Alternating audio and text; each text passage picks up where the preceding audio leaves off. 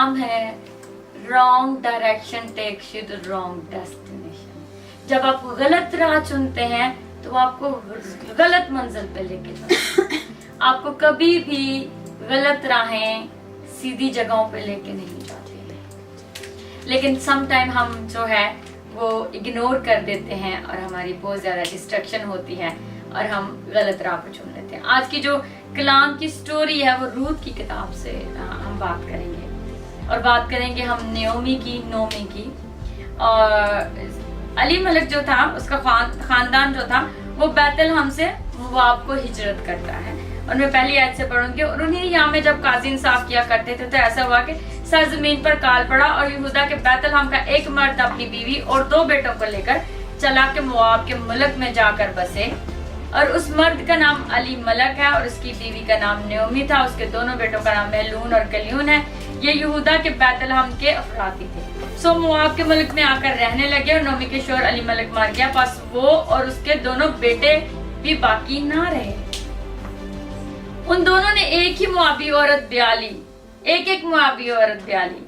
उनमें से एक का नाम अरफा और दूसरी का नाम रूथ था और वो 10 बरस के करीब वहां रहे। और महलून और कलियून दोनों मार गए। सो वो औरत अपने दोनों बेटों और खावंद से छूट गई और नोमी बैतलहम वापस आती है। नोमी बैतलहम वापस आती है जब वो बिल्कुल तबाह बर्बाद हो जाती है। और मैं यहाँ पे कहूंगी जब हम बिल्कुल गलत फैसले लेते हैं और गलत राहों पे चल के गलत जगहों पे पहुंच जाते हैं और हमें एक फ्यूचर नजर नहीं आता तो हम कहते हैं खुदावन तू कहाँ है, तू क्यों देख नहीं रहा कि मैं मर गया और मैं मरा जाता हूँ और मेरे पास कुछ नहीं बचा और मैं तबाह बर्बाद हो गया हूँ। और खुदावन खुदा तू मुझे क्यों जो है इस हालत में तूने मुझे अकेला छोड़ दिया। और नोमी का उस वक्त वही हाल था और उसने फैसला किया कि वो बैतलहम वापस जाएगी। और उसने अपनी दोनों जो बहुएं थी उनको ऑफर की कि तुम जाओ और जो है अपने घर वालों के पास और अपने बच्चों मतलब बाप के पास चले जाओ। और अब मैं 15वीं आयत से पढ़ूंगी। तब उसने कहा देख रूथ जो है वो जिद करती है और वो कहती है कि मैं नहीं जाऊंगी। तो तब नोमी रूथ को जवाब देती है। तब वो फिर नोमी को इस तरह जवाब देती है कि देख तेरी जिटानी अपने कुंबे और अपने देवता के पास लौट गई है, तू भी अपनी जिठानी के पीछे हो ले। लेकिन रूथ से ये कहकर उसकी मिन्नत करती है कि तू मुझे अपने आप को छोड़ देने का ना वादा कर। तेरे लोग मेरे लोग होंगे और तेरा खुदा मेरा खुदा होगा। और फिर जब नोमी लौट के आती है बैतलहम में तो फिर वो जब वहां पे लौटती है और वो जब लोग उसको औरतें देख के कहती हैं कि ये तो वही नोमी है जो अपने हस्बैंड के साथ अपने खावंद अली मलक के साथ और अपने दोनों बच्चों के साथ जो है वो चली गई थी। और फिर वो औरतें 19वीं आयत में उसको कहती हैं। सो वो दोनों चलते चलते बैतलहम में आई नोमी और रूथ और वो वहां पे गुजर रही और उसने उसको कहा ये तो वही नोमी है। औरतों ने उसे कहा, उसने कहा मुझे नोमी मत कहो बल्कि मुझे मारा कहो।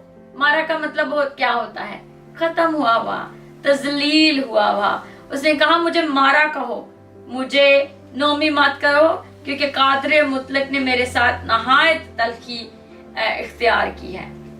मैं भरी पूरी गई थी और खुदावंद मुझको खाली फेर लाया है।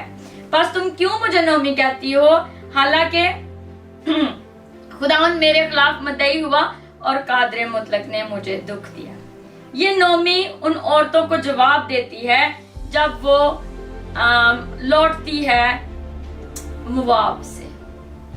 और अगर हम नोमी और अली मलक का फैसला देखते हैं तो जब हम इसकी हिस्ट्री पढ़ते हैं तो जो मोआबी लोग थे वो देवताओं को मानने वाले थे और उनका जो खुदा था वो चमशिस कहलाता था, जिसका मतलब था डिस्ट्रॉय, तबाह कर देने वाला खुदा। और उसको इंसानों की कुर्बानियां चाहिए होती थी। जब वो अपना फैसला अपने हस्बैंड के साथ लेती है बैतलहम को छोड़ने का और वो मोआब को चूज करती है कि वो मोआब में जाके बसे, तो वो दुश्मन की टेरिटरी में चली जाती है।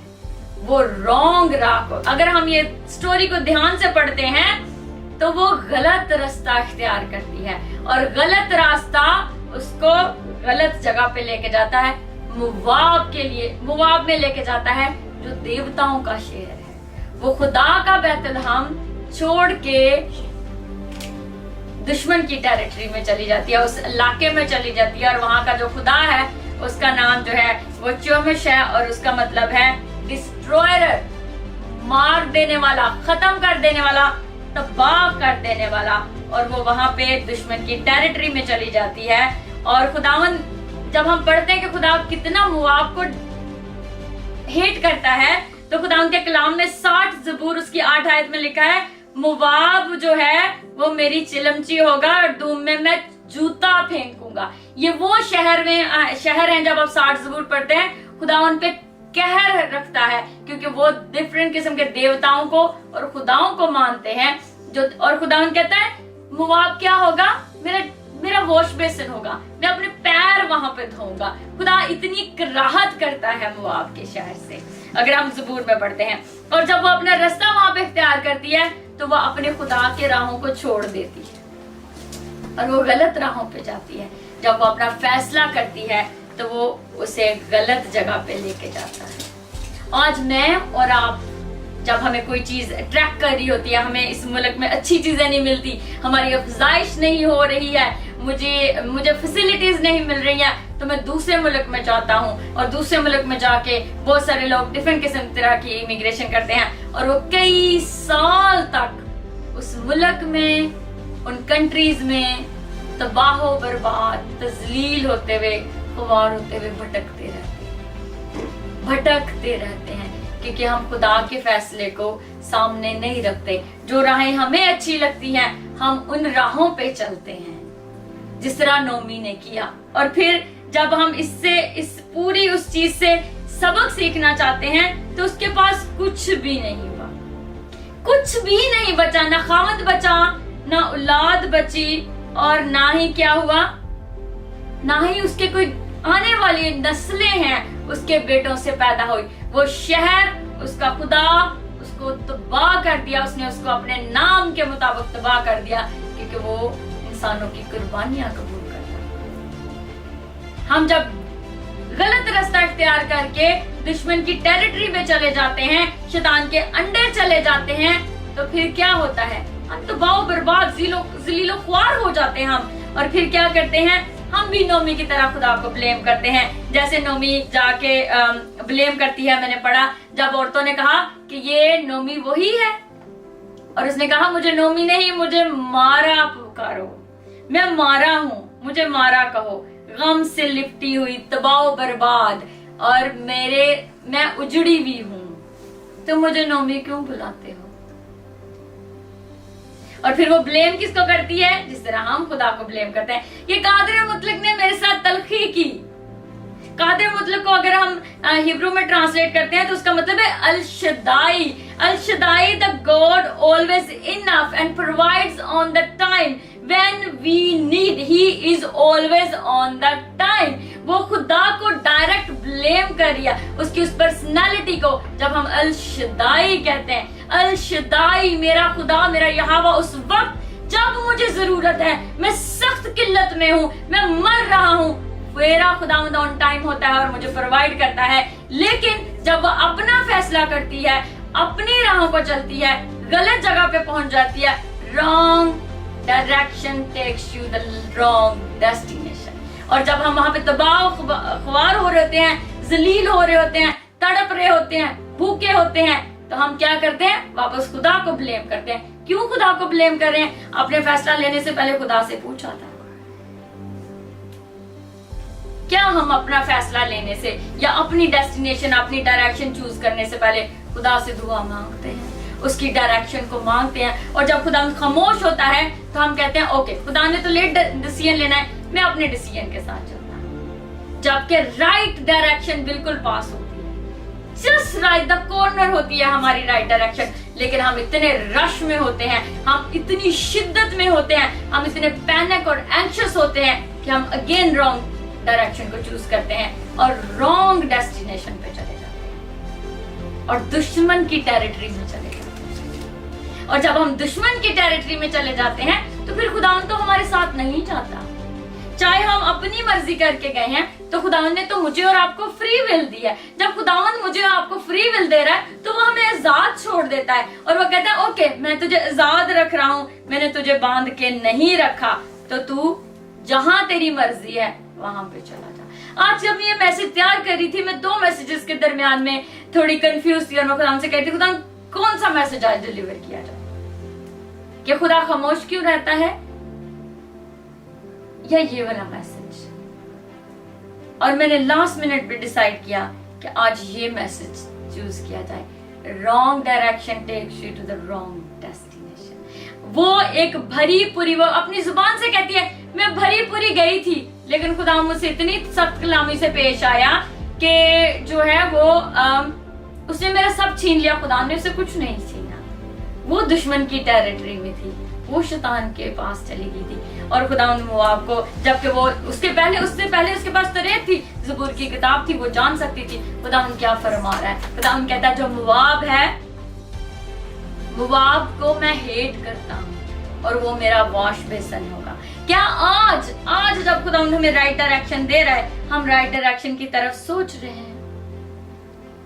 और हम बात करते हैं इसी चैप्टर में जब जो नोमी है वो ब्रोकन है, शी इज वुंडेड, वो ब्रोकन है, वो सैड है, वो तबाहशुदा है, वो परेशान है, उसको कुछ समझ नहीं आ रही कि वो क्या करे। और वो वापस अपने बैतलहम में वापस आती है क्योंकि उसको लगता है मैं अब अपने लोग और अपने खुदा के पास जाऊं, जबकि मैं तबाह बर्बाद हो गई हूँ। तो जब वहां पे एक और शख्स होता है जो राइट डायरेक्शन को चूज करता है और उसको राइट डेस्टिनेशन पे लेके जाती है, and there is a route, she choose a right direction. उसकी जेठानी है अरफा अपने बाप के कुंबे के पास और अपने देवता के पास लौट जाती है।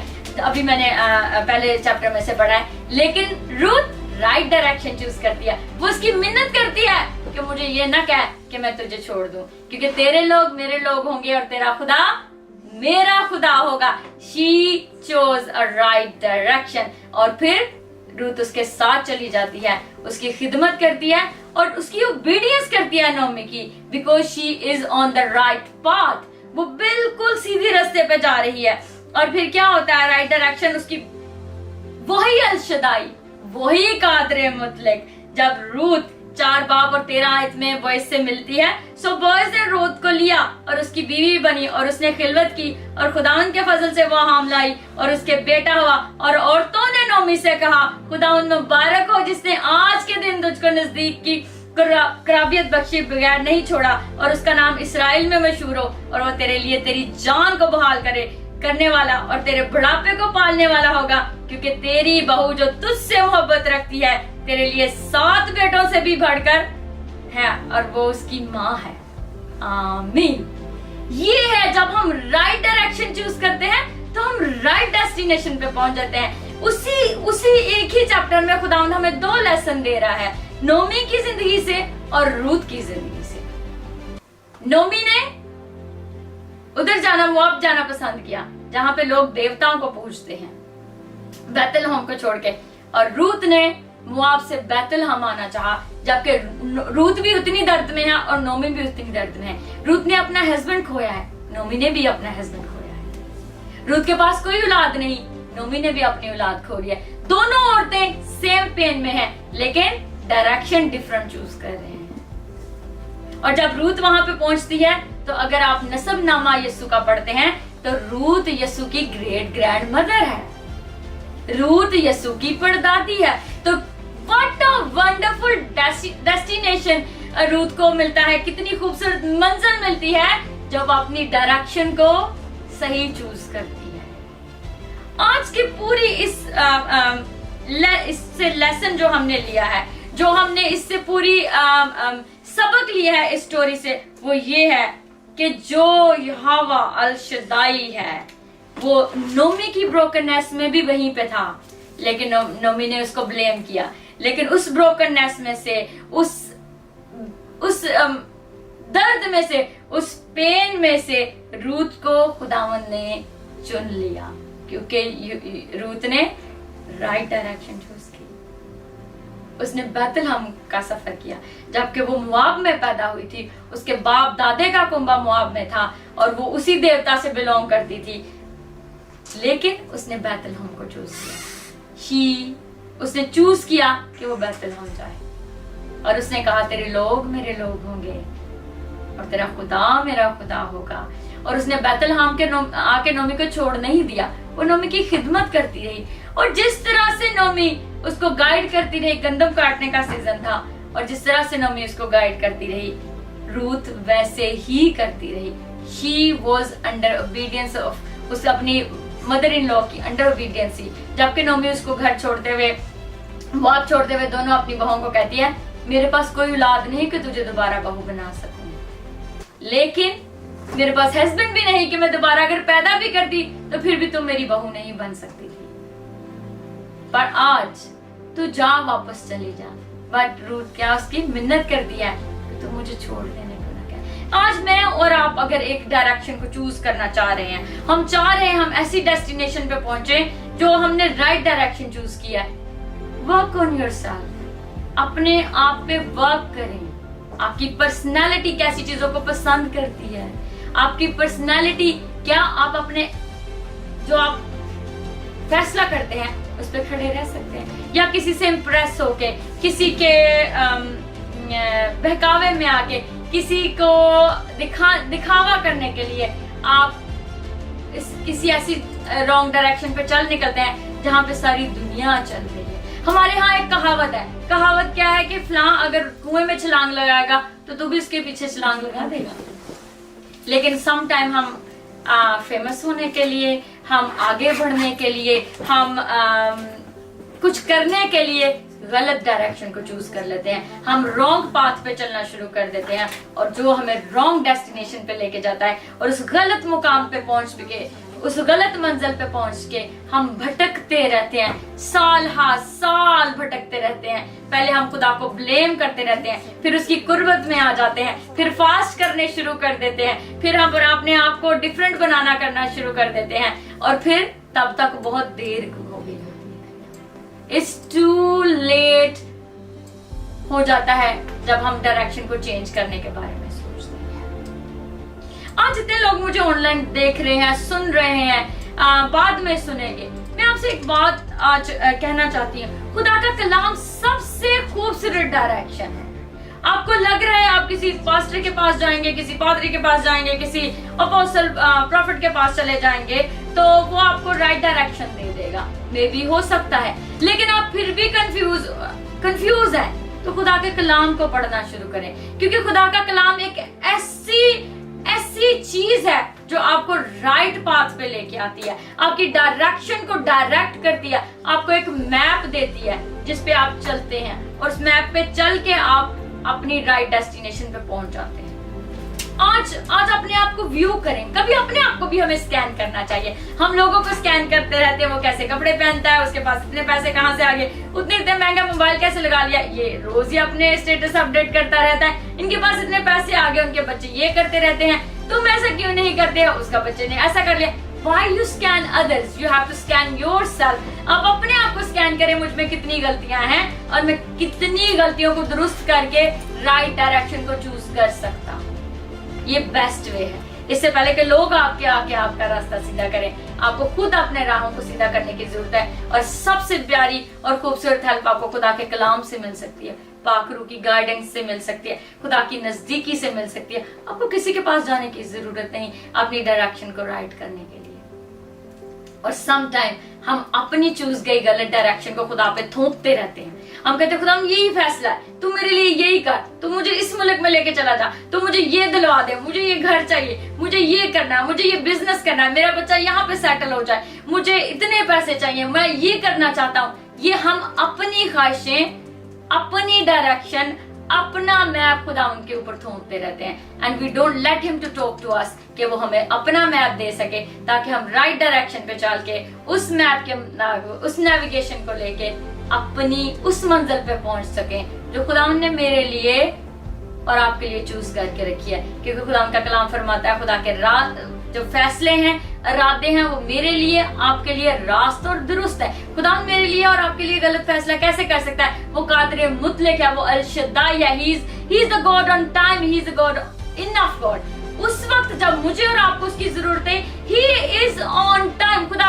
कभी लेट नहीं होता और खुदा पहले कभी नहीं आता। खुदा हर वक्त उस वक्त आपके पास मौजूद होता है अशद जब उसको जरूरत होती है। मैं बहुत दफा लोगों से कहती हूँ मेरे पास बहुत कुछ लुटाने के लिए नहीं, और लेकिन जितना मुझे चाहिए खुदा all the time, every single day, every single minute, he provides me, he guides me, he loves me, he always lead me to the direction where he wants me to go. But I have to surrender and you have to surrender in the name of Jesus Christ. Amen. उम्मीद करते हैं कि आज की video आपको पसंद आई होगी। मज़ीद वीडियो देखने के लिए इस चैनल को सब्सक्राइब करें, अपने फ्रेंड्स एंड फैमिली के साथ शेयर करें, लाइक करें, ताकि बहुत सारे लोगों तक खुदा का कलाम पहुंच सके और हम सीख सकें हर रोज़ कलाम के साथ हम कैसे गुजार सकते हैं।